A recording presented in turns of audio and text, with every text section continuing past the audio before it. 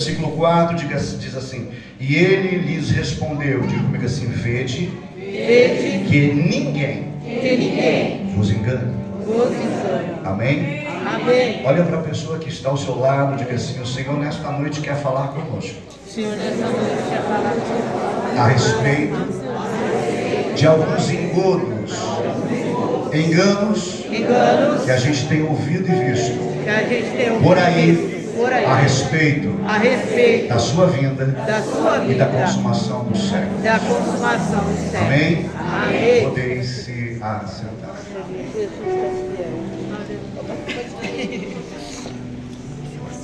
Nós lemos primeiramente a epístola, a segunda epístola escrita ou ditada pelo apóstolo Pedro, a respeito dos acontecimentos que antecederiam o retorno e a vinda do nosso Senhor e Salvador Jesus Cristo a esta terra. A saber, a Bíblia Sagrada diz que quando Jesus está para entrar em Jerusalém, e posterior à sua entrada, ele declara, dizendo e exortando o seu povo, o povo de Israel, o povo judeu, dizendo: Jerusalém, Jerusalém, que mata os profetas, aqueles que te são enviados. Outra vez não me vereis mais, até que se diga Baruch Rabá Beshem Adonai, que quer dizer: bendito é aquele que vem em nome do Senhor. Jesus deixa claro que ele retornaria, que ele voltaria a esta terra. Por isso que a palavra declarada em hebraico Baruch Rabá, ela tem um fechamento com a palavra Maranatá, que é Maranata, que quer dizer, levante a sua mão, diga assim: ora vem, ora vem, Senhor Jesus. Senhor Jesus. Quantos estão esperando a sua vinda? Eu sei por isso. A Bíblia Sagrada então vai trazer a referência de Pedro, primeiramente na primeira epístola, exortando a respeito da perseverança no Senhor, de uma vida de perseverança para alcançarmos a divina promessa, a divina vocação, a vocação de podermos entrar no seu reino, fazermos parte do seu reino na terra e posteriormente no céu. A primeira epístola do apóstolo Pedro, aquele que você conhece a história, que por 3 vezes negou a Cristo, aquele a qual por 3 vezes então negara ao Senhor, após ser exortado e receber uma transformação de Deus, após ser repreendido, não querendo deixar que Cristo fosse para a cruz, aonde Jesus repreende Satanás na boca de Pedro. A Bíblia Sagrada diz então que depois que Pedro tem um encontro real, sobrenatural com o Mestre, por 3 vezes, da mesma maneira que negaram o nosso Cristo, Cristo pergunta para ele: tu me amas, Pedro? E ele diz: é claro que eu te amo, Senhor. Tu me amas mesmo, Pedro? Ele diz: é óbvio que eu te amo, Senhor. Tu me amas de verdade, Pedro? E ele diz: sim, é claro que eu te amo. Só que no original este amor não é apenas um amor a qual Jesus estava perguntando para ele, um amor apenas de irmão. Quando Jesus se refere a Pedro ao verdadeiro amor, ele se refere ao amor ágape, o amor que tudo sofre, tudo espera, o amor que está catalogado em 1 Coríntios, dizendo que ainda que eu falasse você a língua dos homens e dos anjos, se não tivesse amor, de nada seria. O amor que vem da parte do Senhor, o supremo anelo, é um amor que não é leviano, não arde em ciúmes, é um amor que respeita, é um amor sólido, é um amor perseverante. E é neste amor que Jesus pergunta para Pedro: tu me amas? Em ágape, agapau. E ele responde em filéu. Ele diz: eu te amo, mas como um amigo. Pela segunda vez Jesus pergunta para ele: agapau, você me ama a ponto de sofrer por mim? E ele responde novamente em filéu: eu te amo, mas como um amigo. Pela terceira vez Jesus indaga ele, pergunta novamente, repetindo a mesma pergunta. Assim como Pedro por 3 vezes o negara, Jesus usa da mesma forma 3 vezes para interrogá-lo, para ver se de verdade ele o amava. E ele responde: eu te amo, mas eu te amo no filé, eu te amo como um amigo. E mesmo ele respondendo que amava o Senhor como um amigo, não indo, não podendo, não tendo um coração aberto, não tendo a perseverança para, pela fé, dizer: Senhor, eu te amo, sim, a ponto de sofrer por ti. Mas ele foi sincero, e na sinceridade de Pedro, Jesus responde e diz: então apacenta as minhas ovelhas. Deus está falando com alguém aqui nesta noite. Ele sabe que nós somos falhos, Ele sabe que você é falho, Ele sabe que você é fraca, e por vezes Ele tem falado contigo para você ir e você não vai, para você fazer e você não faz, mas do mesmo jeito Ele diz: vai, apacenta, vai, porque eu sou contigo, vai nesta fraqueza, porque eu te dou força. Aleluia. É este Pedro que foi exortado por Cristo. É o mesmo que o Senhor diz: tu és Pedro, e sobre esta pedra edificarás a minha igreja, e as portas do inferno não prevalecerão contra ela. Deixa eu trazer uma mensagem de Deus para você aqui, já na abertura desta mensagem, algo da parte do Senhor, um rema de Deus, o melhor. As portas do inferno não prevalecerão contra a igreja do Senhor. As portas do inferno não prevalecerão contra o remanescente fiel do Senhor. As portas do inferno não prevalecerão. O inferno pode se levantar, os demônios podem se levantar, Satanás pode se levantar, mas não vai prevalecer contra a igreja do Senhor. Esta igreja que Ele está vendo, esta igreja que Ele está preparando, esta igreja que Ele está limpando, esta igreja que Ele está purificando. Aleluia. É esse Pedro que escreve. Aleluia. Mesmo que negou Jesus, olha para o seu irmão, diga assim: o mesmo que negou Jesus. Diga assim: como Jesus é tremendo. Diga: na nossa fraqueza Ele vê força em nós. Aleluia. Na nossa dúvida Ele vê fé em nós. Aleluia. No nosso vazio Ele vê nós cheios da presença dEle. Aleluia. Tem gente que adentrou o tempo dizendo: eu não consigo mais, as minhas forças têm sido pequenas, mas Deus está dizendo para você nesta noite: eu te esforço, eu te ajudo, eu te sustento com a destra da minha justiça.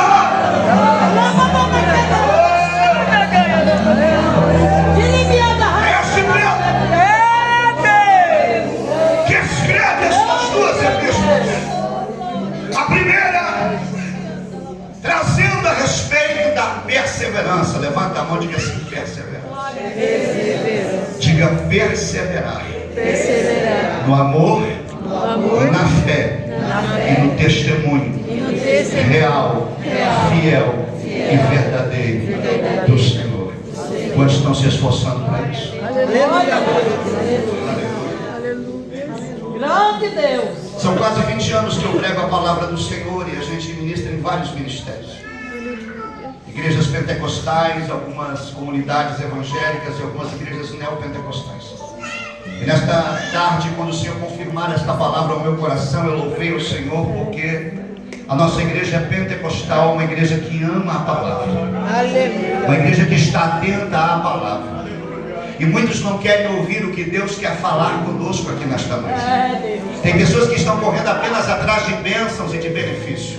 Nós sabemos que só o fato de estarmos aqui nesta noite, nós já somos abençoados por Deus, porque é deste lugar que Ele ordena a bênção e a vida eterna. Aleluia. Na epístola de 2 Pedro, ele vai começar de maneira diferente. Ele vai dizer que agora está acontecendo um tempo a qual lhe choca.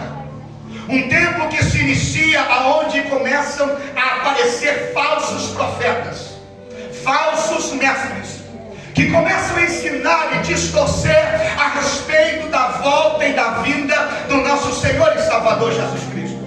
E é interessante, queridos, porque quando nós lemos no Evangelho de Mateus, capítulo 24, versículo 3, a Bíblia diz que Jesus está assentado no monte, e juntamente com ele seus discípulos em particular. Quer dizer que a multidão que lhe acompanhara, a multidão que sempre estava com ele, por necessidade, por ouvir uma palavra, por ser alimentada por ele, de repente a multidão fica de lado, e os discípulos em particular vão conversar com o mestre. Como é bom ter um particular com Jesus, como é bom ter em casa um lugar onde você dobra o joelho e conversa com ele. Como é bom ter um particular na igreja, na casa de Deus também, porque ele fala de maneira coletiva, mas fala também de maneira individual, e tem vezes parece que o culto é apenas para uma pessoa em particular. Que Deus está falando. Glória a Deus, aleluia. E eles fazem uma interrogação ao nosso Cristo. A Bíblia Sagrada diz então que a interrogação, ela tem 3 pilares. Diga comigo assim, 3 pilares. Diga, primeiro pilar, a respeito da destruição do templo. Diga, segundo pilar, a respeito da volta de Jesus, da segunda vinda. Diga, terceiro pilar, a respeito da consumação dos séculos. Entenda que está definido em uma pergunta só 3 necessidades de saber a resposta. E é interessante que muitas pessoas englobam tudo isso de uma maneira só. Quando Jesus fala a respeito do templo, nem os discípulos estavam entendendo que ele falava a respeito do seu corpo, que ele derrubaria o templo, e eles achavam que era um templo que tinha sido reconstruído, e por anos depois que os turcos otomanos tinham destruído o tabernáculo do Senhor, por anos demorara para ser reconstruído, e eles não entendiam, nem fariseus, nem saduceus, nem religiosos, nem os próprios discípulos, porque ainda o entendimento deles não estava aberto para compreenderem as Escrituras. Como assim, pastor? A Bíblia diz em Marcos capítulo 24, a partir do versículo 45, que foi depois que Jesus ressuscitou, ele apareceu a eles e disse: são estas as palavras que de mim já estavam escritas, que eu vos falei, que já estavam escritas na lei de Moisés, nos salmos e nos profetas. Convinha que o Cristo padecesse e ao terceiro dia ressuscitasse. E a Bíblia diz então, abriu-se-lhes o entendimento para compreenderem as Escrituras sagradas. E chama atenção porque quando você faz uma exegese analítica dentro do contexto do texto a qual escreveu Lucas no capítulo 24, nos choca porque nós temos discípulos que andaram com Jesus, que foram discipulados por Jesus. Jesus ensinara no partir do pão como se fazia, como se portava, como tratava os outros. E aqui eu gostaria de abrir um parênteses, porque nós somos cidadãos dos céus, e quem é do céu é nobre, quem é do céu é príncipe, princesa de Deus. E o príncipe e a princesa é diferente do plebeu. O príncipe tem postura, o príncipe sabe o que fala, a princesa cuida com as suas palavras para honrar o rei. Glória a Deus. É Deus. Como? Veio multiplicação de pães e peixes, milagres extraordinários que aconteciam. Como viram Jesus ressuscitar a Lázaro, o filho da viúva de Naim, e ainda o entendimento estava cauterizado para compreender as Escrituras sagradas. Mas Jesus chamou pessoas que eram judeus para serem seus discípulos, que conheciam toda a lei de Moisés citada por ele, que conhecia todo o livro de Salmos citado por ele, porque em toda ocasião é entoado o cântico do livro de Salmos do Teilim no meio do povo judaizante. Conheciam a respeito dos profetas, estudaram alguns a respeito dos profetas, e me chama a atenção, mesmo sendo homens simples, mas alguns deles tinham letra. Como não compreender as Escrituras? Como estar com o entendimento ainda fechado? Hoje na igreja do século XXI, nós temos pessoas que ainda não abriram o seu entendimento para compreender que você está nesta terra é com uma missão. Você não veio aqui por acaso. Deus tem uma missão na sua vida. Aleluia!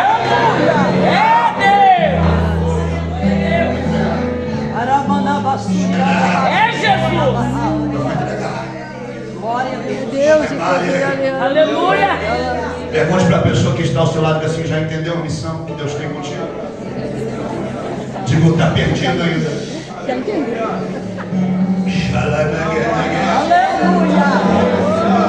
Glória a Deus! Inúmeras pessoas em vários lugares nos dizem: pastor, eu não entendi ainda o que Deus tem comigo, porque a minha vida é só sofrimento.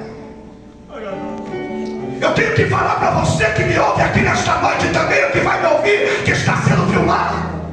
Não existe uma vida só de sofrimento. É sinal que a pessoa ainda não entendeu o propósito que Deus tem na vida dela, ou está fugindo do propósito.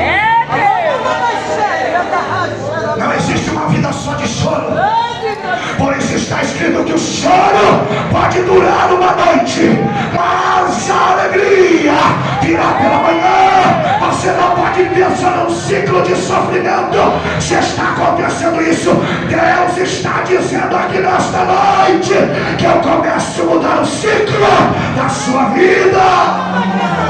Aleluia!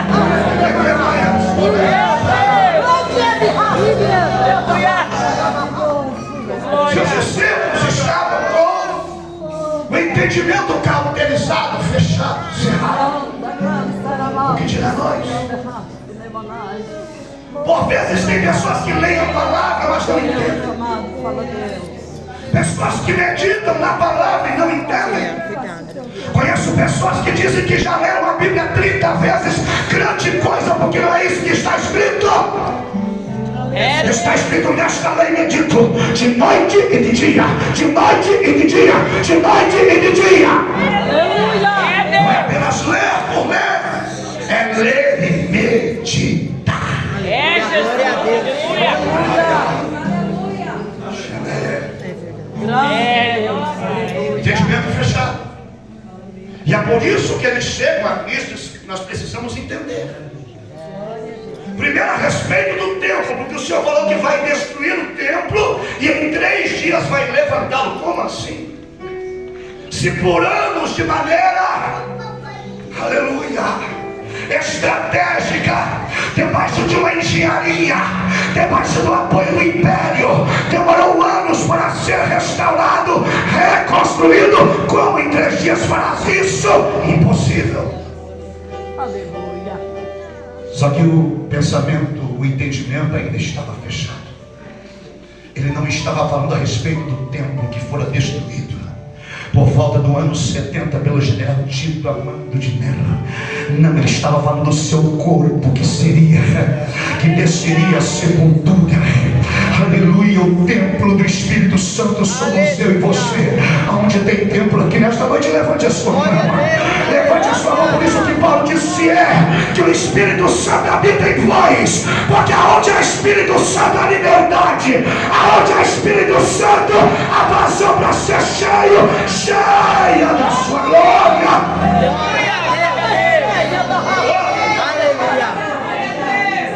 Ele falava a respeito do seu corpo. No 3º dia ele ressuscita. Mas mesmo ele ressuscitando, se apresentando aos seus discípulos, até os 3 mais chegados, lembra? Pedro, Tiago e João. Mesmo assim eles não creem. Tomé queria ver os cravos nas mãos para testificar que verdadeiramente era ele. Porque a primícia de um corpo de glória, a qual nós temos a esperança de um dia receber, um corpo incorruptível, um corpo santo, pleno, lavado, remido, purificado no sangue do Cordeiro. Ele é a primícia de um corpo de glória. Por isso ainda vale a pena, querido, santificar a vida. Vale a pena ainda guardar os pensamentos, as emoções, os sentimentos. Ainda vale a pena sacrificar para o Senhor. Não, você não veio perder tempo aqui nesta noite, não. Você veio investir no banco do céu. Você veio nesta noite glorificar aquele que vive, aquele que é fiel, que prometeu a vida eterna, o céu. Quem acredita no céu ainda, levante a tua mão e adore.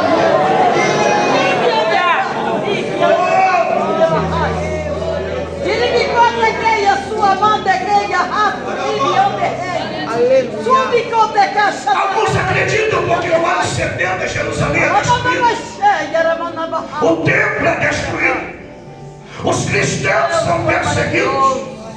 E alguns acreditam então que aquilo que se referenciava a respeito da vida e do final dos tempos já aconteceu para Jerusalém. Mas não foi esta a promessa que Jesus fez. Ele ainda é o mesmo ontem, é o mesmo hoje e eternamente será Deus. É por isso que Pedro contrasta alguns judeus que estavam se convertendo, alguns que indagavam a respeito daquilo que tinha ou que iria acontecer. E de repente Pedro se levanta e diz: olha, no período que nós estamos vivendo, se levantarão e já estão em nosso meio falsos profetas. É diferente os dias que estamos vivendo. Gente profetizando caos, gente profetizando até o dia que Jesus iria voltar. Diga comigo assim: falsos profetas. Gente profetizando que já estamos vivendo o tocar de algumas trombetas. Gente profetizando que o anticristo há de se manifestar antes que a igreja seja arrebatada. Mas apoiado em que, pastor? Apoiado em contexto que a Bíblia não traz como texto. Eu fico ainda com as palavras de Jesus e com o sermão do monte, ele diz: olha, levantará nação contra nação, povo contra povo, haverá morte e pestilências em várias partes do mundo. Tudo isso já aconteceu e continua acontecendo, mas ele diz: sabeis que ainda não é o fim.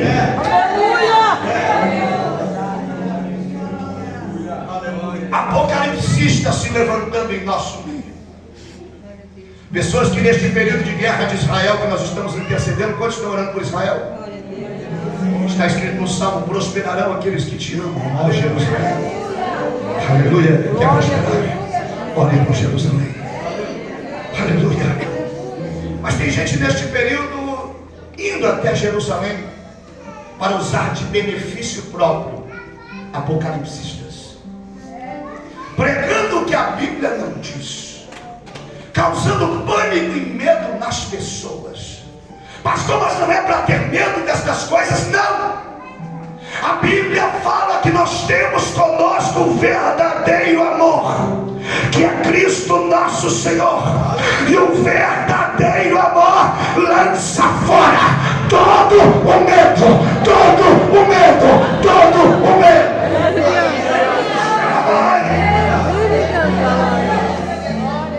Glória a Deus. Quando apareceu a respeito dos Illuminatis, pessoas ficaram perplexas, com medo. Uns anos atrás eu parava em Cascavel na rodoviária para pegar alguns ônibus, e tinha uma senhora dona de uma lanchonete e dizia: olha aí, veja que os Illuminatis Illuminati vão dominar o mundo. Eu falo, não, eles não vão dominar. Eles podem até se levantar, mas o dono do ouro e da prata ainda é o nosso Deus. O que sustenta todas as coisas ainda é o nosso Deus.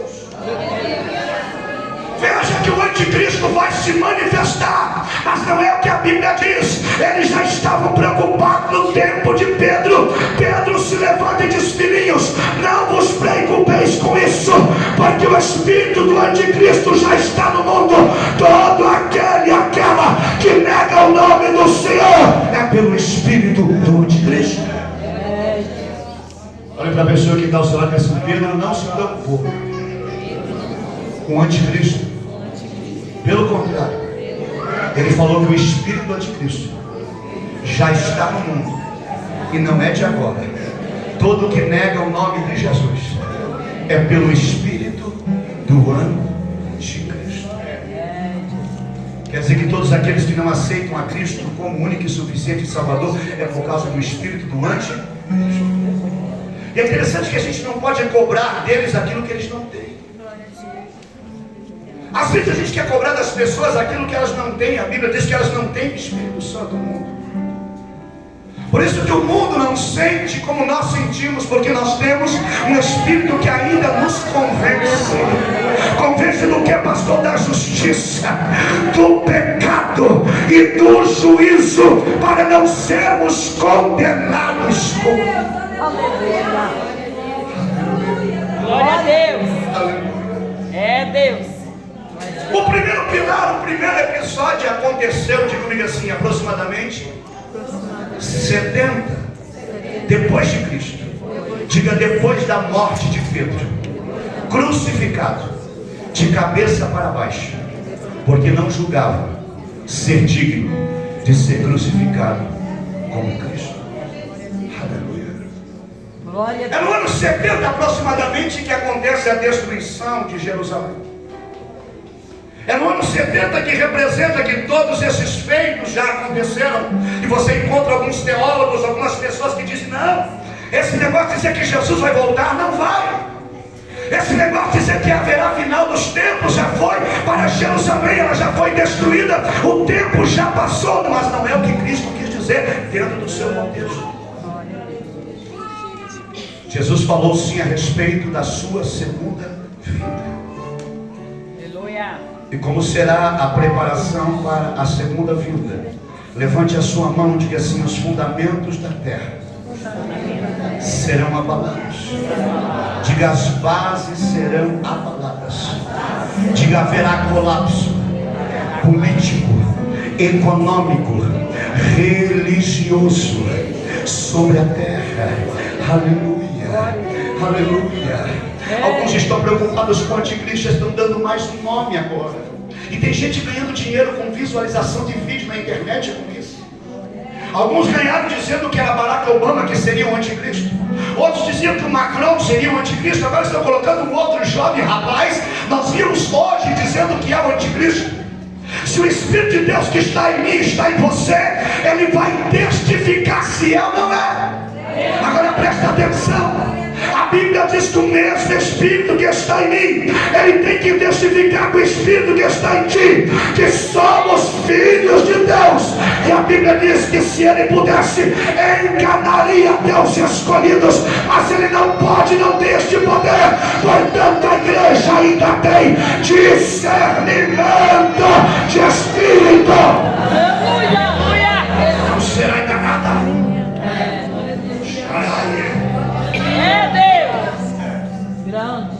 Toda a teologia da Assembleia de Deus não é calvinista e não é pós-tribulacionista.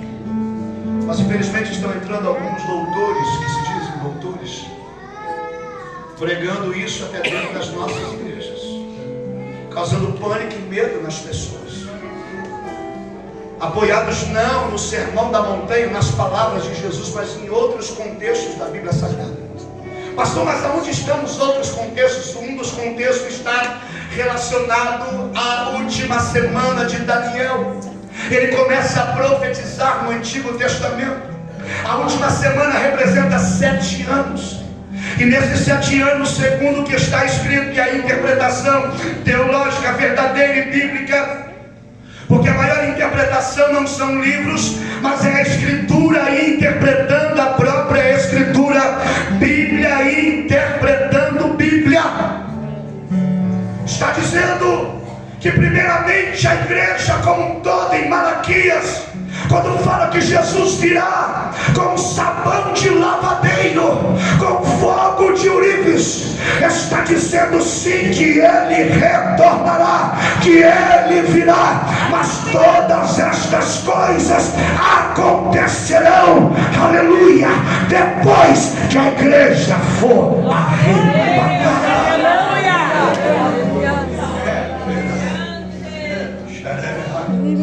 Levante a mão e diga assim: isto é pré-tribulacionismo. Diga: nós cremos pela palavra, pelo sermão de Jesus, que estamos vivendo. Não é a grande tribulação, não é ainda a manifestação do anticristo. Diga: estamos vivendo indício de princípio das dores, não da grande tribulação. Aleluias. Quando alguém vir pregar para você grande tribulação, repreenda ele.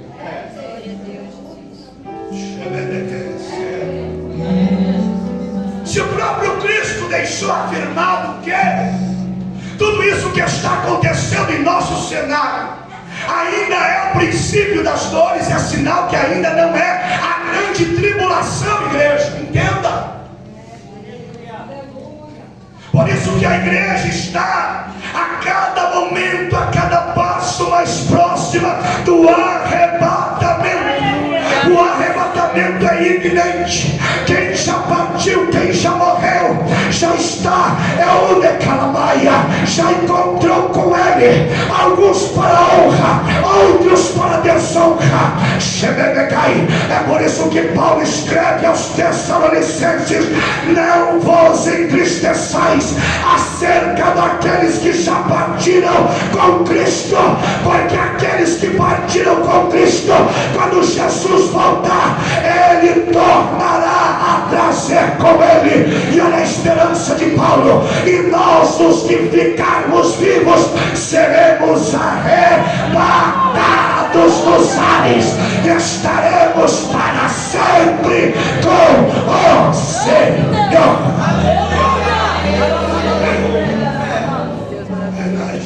Aleluia! Glória a Deus! Pastor, então não é período de pregar a grande tribulação? Não. Então o que é para pregar agora, pastor? Boas novas. Aleluia. O que é para pregar agora, pastor? Pedro repreende assim: ó, por mais que alguns achem que isso não vai acontecer, por mais que a mídia fale o contrário, por mais que alguns líderes falsos, mestres, falsos doutores queiram distorcer, dizer que já aconteceu, Ele não retarda a sua promessa. Aleluia! Mas Ele quer, Ele tem desejo que todos os homens, mulheres se salvem. Glória a Deus. E venham ao conhecimento da verdade. Mas através, levante a mão e diga assim: do arrependimento. Glória a Deus. O que nós devemos pregar então, pastor? Batismo de arrependimento. Aleluia. Boas novas e arrependimento. Aleluia. Vai para o seu irmão e diga assim: não medo. Diga assim: alguns motivam por medo. Diga: alguns servem a Deus por medo de ir para o inferno. Diga: não é essa motivação que vem do Espírito. Não.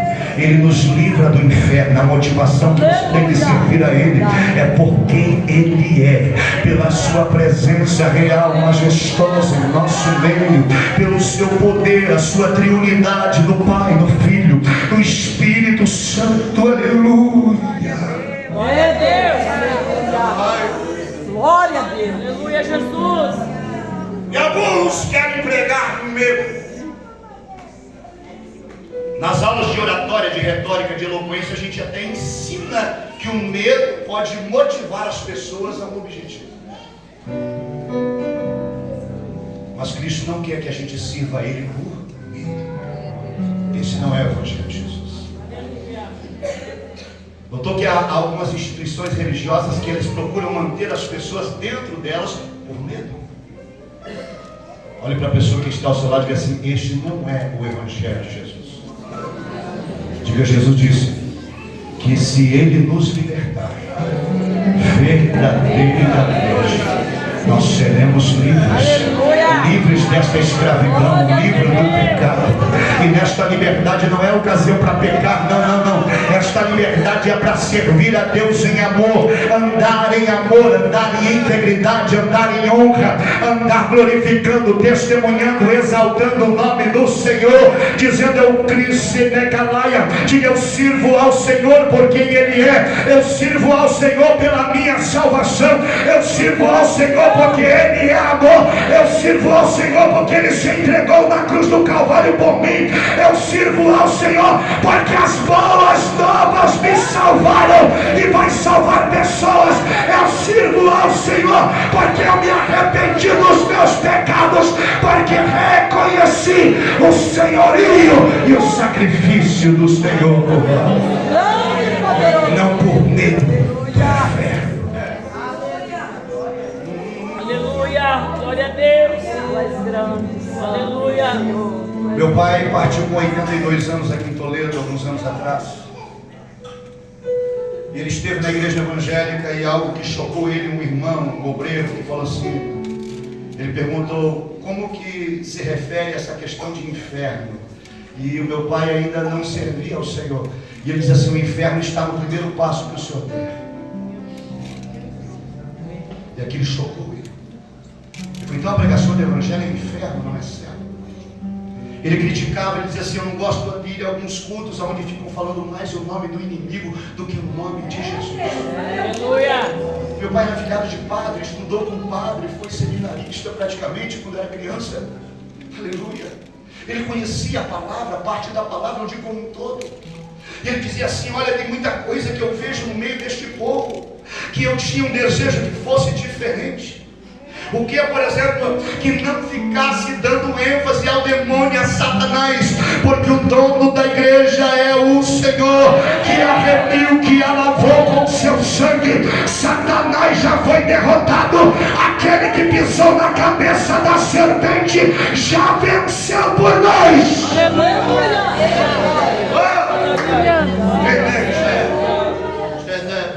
Aleluia. Poderoso. Aleluia. E até uns dias atrás, aquele que era obreiro, que falou isso para ele, estava fora dos caminhos do Senhor.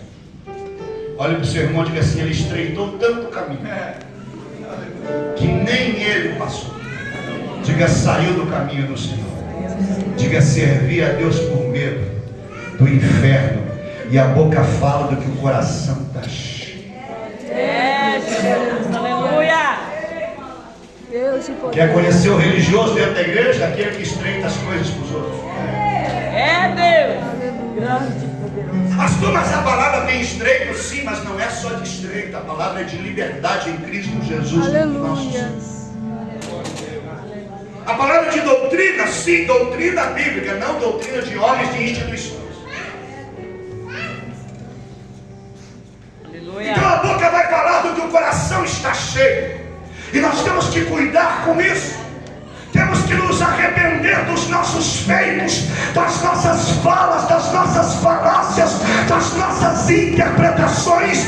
E Anagamassai, pedir discernimento se Deus está aprovando ou não. Aleluia.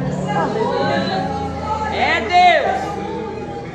Porque às vezes você está pregando estreito para alguém, como Deus está falando nesta noite, que nem você vai passar, pastor. A porta é estreita, sim, ela continua sendo estreita. Aleluia.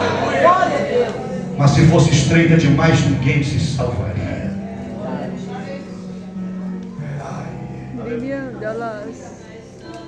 Então nós estamos vivendo este tempo apocalipsismo, religiosidade sem compromisso, E a estratégia do adversário de desviar as pessoas, não mais da igreja, mas dentro da igreja. Pessoas que não sentem mais a presença do Senhor. É Deus. Pessoas que não servem mais ao Senhor. Vem no culto para bater no cartão como se fosse num clube. Aqui não é clube, aqui esse lugar é imersão. Aleluia, glória a Graça de Deus, santifica a tua vida. Santifica o teu coração, santifica a tua mente, santifica a sua alma. Jesus está voltando. Se arrependa, diz o Senhor para alguém aqui nesta noite. Glória, aleluia. Deus não quer que ninguém se perca, eu quero que eu esteja. É Deus. Pedro sabia que aconteceria o que Jesus falou. Pedro não dá ênfase em anticristo, apenas fala do espírito do anticristo que já havia na terra e continua.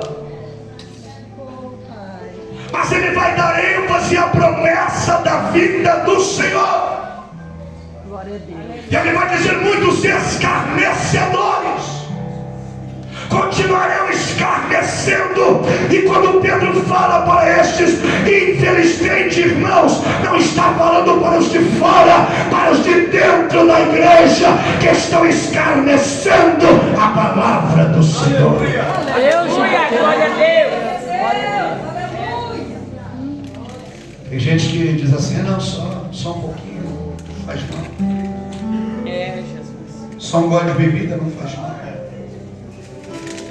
É meu Deus. Ele ainda é santo. É Jesus. Ele ainda liberta. Ele ainda transforma. O vaso, quando se suja, tem que ser purificado. O pecado ainda afasta a presença dele, mas quando há arrependimento, confissão de pecados, a Bíblia diz que ele é fiel e justo para perdoar os nossos pecados e dizer: dos teus pecados não me lembro mais, eu lanço no mar do esquecimento. Jesus está dizendo aqui nesta noite, por isso que está escrito que a lei do Espírito de vida em Cristo Jesus nos livrou, levanta a tua mão, da lei do pecado e da morte. Por isso está escrito que nenhuma condenação há para aqueles que estão em Cristo Jesus, nosso Senhor. Aleluia.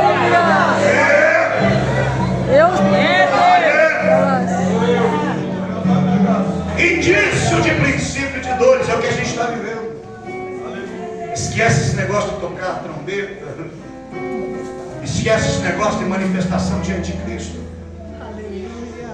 Pastor, mas em Israel o que está acontecendo? Olha para a pessoa que está ao seu lado e diz assim: a gente ora por eles, mas infelizmente eles rejeitaram o nosso Senhor. E eles estão esperando o nosso Senhor agora como um líder militar, como um líder potente para tirar eles do cativeiro que a gente vê que eles estão enfrentando.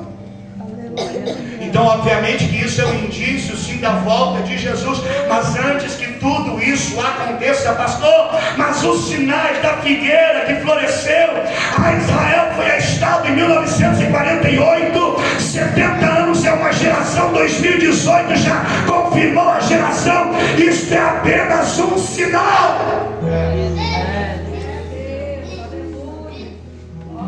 Quais os tipos de geração que a gente tem na Bíblia?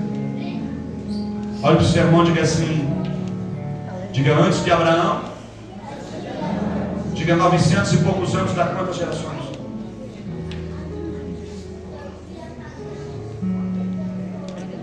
Ó Deus. Diga em Abraão, 120 anos, dá quantas gerações? Ah, mas eles pegam apenas o que está escrito em Salmos, 70, 80 anos. Mas ele está falando de uma geração como um todo. Não está falando apenas de um versículo isolado. Tudo que é isolado na Bíblia não pode ser doutrina. Para ser doutrina é uma regra teológica que você tem que ter no mínimo 3 textos iguais, idênticos dentro do contexto para ser doutrina. Por isso que até mesmo o cabelo, que é honroso para as irmãs, deixou de ser doutrina, porque apenas para uma igreja Paulo fala, e com um intuito, não o intuito que nós por anos mantivemos como regra. É Por isso que as convenções, por estudar, refletir no texto, dentro do contexto, e tiveram que retirar aquilo que era regra e que se transformou em um jugo, o que era para ser apenas honra para a mulher ter o cabelo crescido. Glória a Deus. Aleluia. Deus está mandando falar isso aqui. Glória a Aleluia. Deus. Fala a Deus. Tu és poderoso. Porque se você aponta alguém, Aleluia.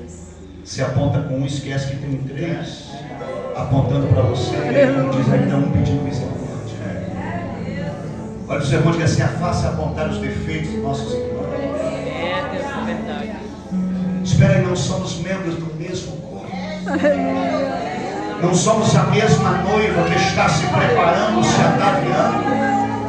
Como que um membro do corpo vai machucar o outro lá na maciaia? Como que um membro do corpo vai falar mal do outro? Não. E ainda toma ceia, isso não é certo. Tem que haver arrependimento. Caso contrário, a religiosidade, e tem pessoas impregnadas na religiosidade que só apontam o defeito dos outros e estão sofrendo consequências e ainda não se acordam. Aleluia. Por isso está escrito que com a mesma medida que você medir, aleluia, te medirão primeiro. É, Jesus. Aleluia. E a gente vê o arqueiro que está no olho do nosso irmão e esquece da trave que por vezes está no nosso. Tu é lindo, Pai. Ô, glória. Se coloca de pé. Ô, glória.